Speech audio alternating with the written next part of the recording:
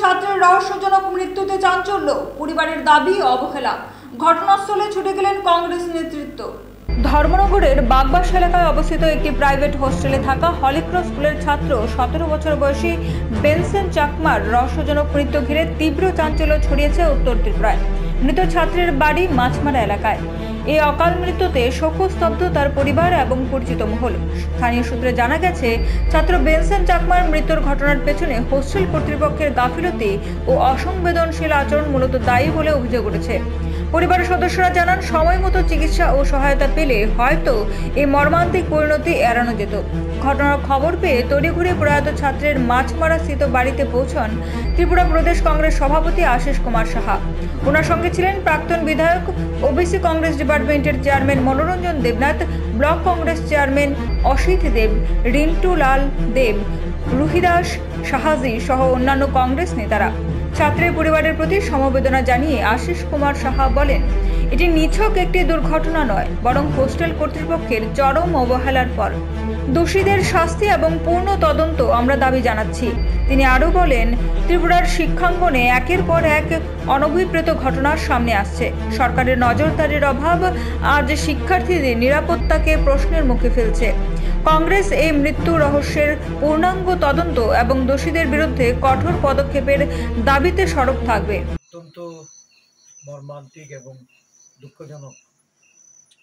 Benson Chakma যে একটা একাদশ শ্রেণীর ছাত্র, পিজিতে ছিল এবং সেখান থেকে গিয়েই যতটুকু তার বাবা বিন্দু চাকমা আজকে তাদের বাড়িতে এসে আলোচনায় যা বুঝতে পারলাম, এই মৃত্যুটা রহস্যজনক এবং এটা তদন্ত সাপেক্ষে তার উদ্ঘাটন, এটা এর পরিবার এবং এই এলাকার মানুষ সকলেই এটা চাইছে এবং এই নিয়ে তাদের মধ্যে ক্ষোভ প্রশমিত হচ্ছে। একটা তরতাজা যুবক পরিবার থেকে যাকে শিক্ষার জন্য পাঠানো হয়েছিল, এখন এই পরিবার তার সন্তান হারিয়েছে। আরক্ষা প্রশাসন এই সম্পর্কিত বিষয়ে তাদের বক্তব্য অনুযায়ী তারা সন্তুষ্ট নয়।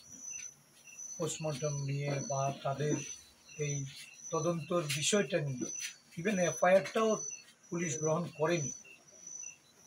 ওরা যে এফআইআর করেছে এটা বিনা রিসিপ্ট এটা ওরা পাঠিয়েছে। তো সেই ক্ষেত্রে পূর্ণাঙ্গ তদন্তর দাবি নিয়ে আমরা কংগ্রেস দলের পক্ষ থেকে পুলিশের যিনি জেলা পুলিশ সুপার ওনার কাছে আমাদের প্রতিনিধি দল যাবে এবং এই বিষয়টা পূর্ণাঙ্গ তদন্ত তারা দাবি করবে।